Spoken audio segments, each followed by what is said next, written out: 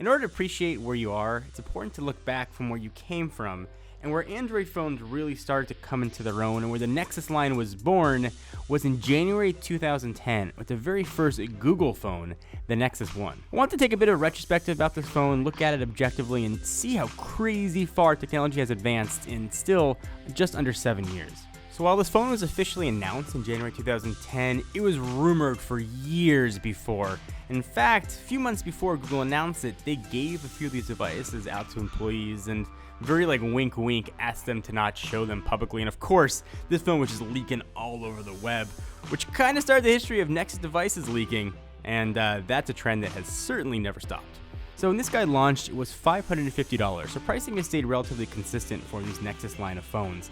It was the very first device to launch with Android, wait for it, 2.1. If you weren't alive back then, or maybe you didn't have a phone, or just forgot like me, Android 2.1 brought a lot of features to Android. It was the first phone to have live wallpapers, for example. I remember playing for way longer than I should with those little rays of color just tapping the screen. My review of this was actually most of me just tapping on it. It brought a very odd 3D animation setting that kind of looked like cubes as you scrolled along.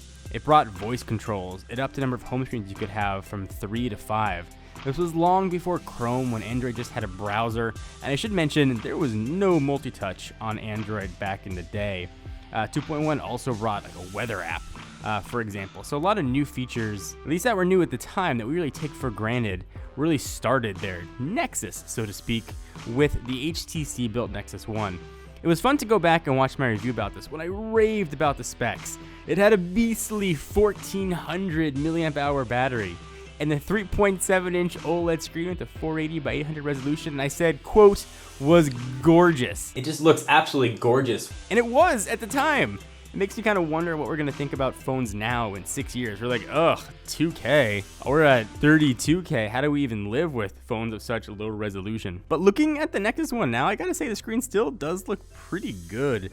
There were some weird design things that were going on with Android, and especially with the HTC One at the time. So Android phones had 4 navigation buttons, and Nexus One had 4 capacitive versions of them, and they did not work very well at all. You really had to give them a solid tap to make sure they registered. It was a back button, it was a menu button, it was a home button, and that search button, which is long gone away. Going back and watching my review of this, I mentioned my 3 favorite phones at the time were the Nexus One, the iPhone 3GS, and the Palm Pre, just for a little dose of nostalgia. There's a trackball on here as well. It was sort of one of the de facto ways to navigate phones. It was popular in BlackBerries of the day. I never used it. Did bring with it some new stuff like trackball notifications. It marked a lot of firsts for Android, but it wasn't really wireless charging, it was plugless charging.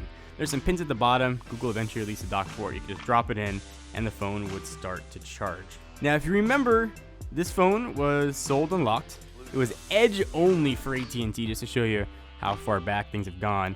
But you could get 3G for T-Mobile, which was like a big deal back at the time to have 3G on a phone. Google was trying to shake up the way phones were sold, and it just did not work out well. They sold it at the Google Web Store, and it was google.com/phone in the United States. It's the only place you could purchase the Nexus One. There were a couple of options at first. There were unlocked one, unsubsidized GSM Nexus Ones, and they promised a version that was going to work on Verizon, but that got killed. They were trying to do some new things that just didn't work. You could try before you buy. There were some other kind of niche options, and Google killed it relatively soon. In fact, Google stopped selling the Nexus One in July of 2010.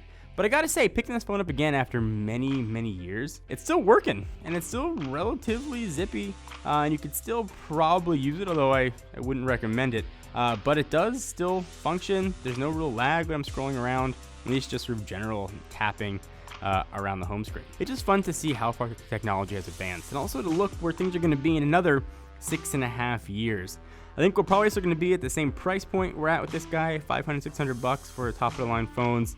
But man, the features we're going to get are be crazy. I'm still waiting for that holographic phone where I can ask Obi-Wan for help. So do you guys remember the Nexus One? Did you pick one up? If you guys want to see more sort of retrospective reviews and look back at some of the flagship products of the past, give the video a thumbs up and let us know. Hope you guys enjoyed. Until next time, I'm John Rettinger from Techno Buffalo.